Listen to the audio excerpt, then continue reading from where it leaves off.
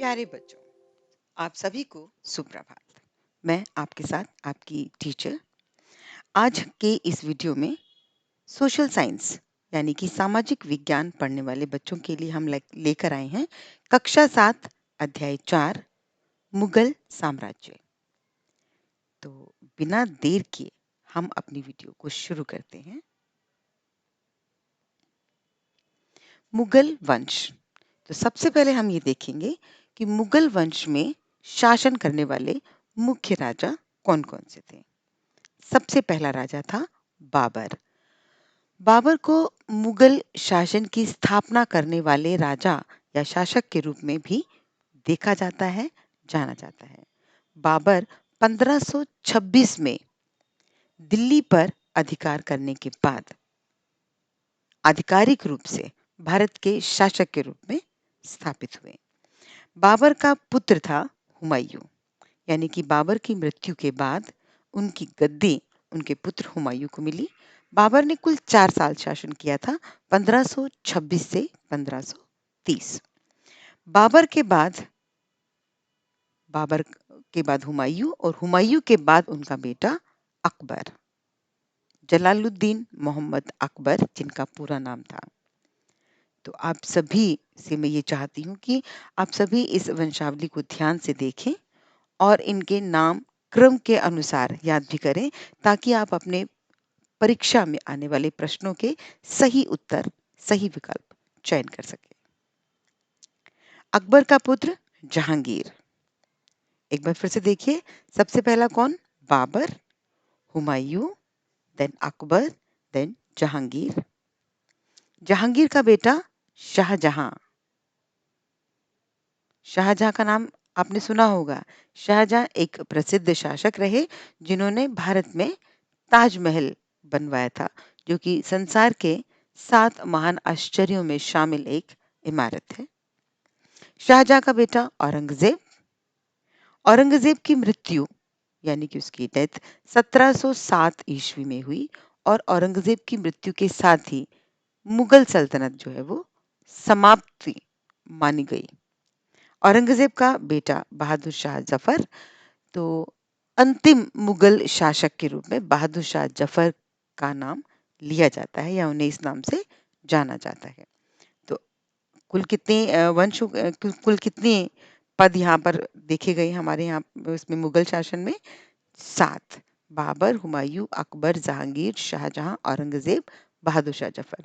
जिस तरीके से मैं इन नामों को रिपीट कर रही हूँ, आप भी इन्हें 5 to 10 टाइम्स एज पर कि आप कितना जल्दी से याद कर सकते हैं। आप इसे 5 से 10 बार बोलेंगे तो आपको ये क्रम जो है वो याद हो जाएगा, और जब आपको याद हो जाए तो आप मुझे इनबॉक्स में लिखकर बता सकते हैं कि आपको याद हो गया है। चलिए, अब इस मुगल साम्राज्य के अध्याय में जो मुख्य-मुख्य बिंदु हैं, जिनमें से प्रश्न आ सकते हैं, वो हम आपके साथ साझा करेंगे। मुगल काल 16वीं व 17वीं शताब्दी में माना जाता है। ठीक? मुगल वंश 2 वंशों के संगम से बना था। यानी कि मुगल कौन है बेसिकली? मुगल 2 वंशों से मिलकर बना है, मंगोल वंश और तुर्की वंश। मंगोल वंश की तरफ से कौन था? Genghis Khan. और तुर्की वंश की तरफ से कौन था? तैमूर लंग। यानी कि मुगल वंश में जो माता हैं वो मंगोल वंश की तरफ से थी और जो पिता हैं वो तुर्की वंश की तरफ से थे। मुगल माता की ओर से मंगोल और पिता की ओर से तुर्की वंश से संबंधित थे, और ऐसा माना जाता है कि जो मुगल हैं वो खुद को तुर्की वंश के उत्तराधिकारी के रूप में ही देखते थे और ऐसा वो पसंद करते थे कि उन्हें इस नाम से जाना जाए। सैन्य अभियान। सैन्य अभियान में क्या रहेगा? मुगलों ने भारत में एक बड़े साम्राज्य की स्थापना की। यानी कि मुगलों से पहले भारत में जो राजा थे वो छोटे भौगोलिक क्षेत्रों के राजा थे। यानी कि छोटे-छोटे राज्य बने हुए थे और हर छोटे-छोटे राज्य के छोटे-छोटे राजा भी थे। तो मुगल काल में पहली बार ऐसा हुआ जब पूरे लगभग पूरा उत्तर भारत और दक्षिण भारत का भी बहुत बड़ा हिस्सा मुगल साम्राज्य के अधीन आया। तो एक राजा ने इतने बड़े साम्राज्य की स्थापना की, या एक वंश ने, मैं कहूंगी। बाबर प्रथम मुगल सम्राट था, हम इसके बारे में बात कर चुके। बाबर ने 1526 से लेकर 1530 तक शासन किया था। बाबर ने 1526 में दिल्ली के शासन पर कब्जा किया। अब ये जो प्रश्न है बेटा, देखो पेपर में ये प्रश्न आ सकता है, बाबर ने किस वर्ष के किन वर्षों के मध्य शासन किया था? आपका उत्तर होगा 1526 से 1530। एक दूसरा प्रश्न ये हो सकता है इसी लाइन से कि 1526 से लेकर 1530 तक किस मुगल सम्राट का शासनकाल माना जाता है? आप कहेंगे बाबर का। और ये पेपर में फिल इन द ब्लैंक यानी कि खालिस्तान या रिक्त स्थान के रूप में भी आ सकता है कि बाबर ने डैश से डैश तक शासन किया। तो आप उसमें भरेंगे 1526 और फिर दूसरे रिक्त स्थान में भरेंगे 1530। ठीक, तो आपने हर लाइन से प्रश्न बनाकर उसका अभ्यास करना है। बाबर ने 1526 में दिल्ली के शासक इब्राहिम लोदी को युद्ध में हराकर दिल्ली पर कब्जा किया था। इसमें से अगर कोई प्रश्न बनाएंगे तो क्या बन सकता है? बाबर ने किसे हराया? बाबर ने 1526 में किसे हराया? आपका उत्तर होगा इब्राहिम लोदी। इब्राहिम लोदी को 1526 में किसने हराया? उत्तर होगा बाबर। बाबर और इब्राहिम लोदी के का जो युद्ध है वो किस किस वजह से हुआ था? दिल्ली पर कब्जा करने के लिए हुआ था। आप समझ रहे हैं? और बाबर और इब्राहिम लोदी के जो बीच युद्ध हुआ उसे पानीपत की पहली लड़ाई के रूप में भी जाना जाता है। और पानीपत के मैदान में हुई ये पहली लड़ाई किस वर्ष हुई? 1526 में। तो इस लाइन से बहुत सारे प्रश्न बन सकते हैं कि 1526 का युद्ध किन किन के बीच में हुआ? 1526 का जो युद्ध हुआ दिल्ली पर कब्जा करने के लिए, वो किस मैदान में हुआ? तो वो पानीपत के मैदान में हुआ था। पानीपत के प्रथम युद्ध को पानीपत का प्रथम युद्ध किन किन राजाओं के बीच में हुआ, है ना? और पानीपत के प्रथम युद्ध में कौन सा राजा जो है वो जीत गया या कौन सा राजा हार गया? तो बहुत सारे प्रश्न इसमें से निकल कर सामने आ सकते हैं। तो अगर आप ये एक लाइन याद करते हैं तो आपको समझिए 5-6 प्रश्न जो है वो याद हो जाएंगे। 16वीं शताब्दी के युद्धों में पहली बार गोलाबारी का प्रयोग किया गया, यानी कि जो बारूद है उसका इस्तेमाल शुरू हुआ 16वीं शताब्दी में। मुगल काल में या मुगल वंश के शासन काल के दौरान सहदायाद मुगल वंश की उत्तराधिकार की एक व्यवस्था का नाम है। तो ये सहदायाद क्या होता है? बेसिकली कि अगर एक राजा के 4 बेटे हैं तो जो सबसे बड़ा बेटा है उसे शासन नहीं मिलेगा, बल्कि राजा की जो पूरी रीन है, उसकी जो पूरा जो क्षेत्र है जिसमें वो शासन करता है, वो उसके बेटों में बराबर बराबर भागों में बांट दिया जाएगा। इस व्यवस्था का नाम सहदायाद है। सहदयाद की व्यवस्था के अनुसार अब आप देख भी सकते हैं कि राजा के उत्तराधिकार का विभाजन उसके समस्त पुत्रों के बीच किया जाता था। यानी कि अगर एक राजा के 5 बेटे हैं तो उसका पूरा राज्य कितने हिस्सों में बटेगा? 5 में। अगर उसके 8 बेटे हैं तो कितने हिस्सों में बटेगा? 8 में।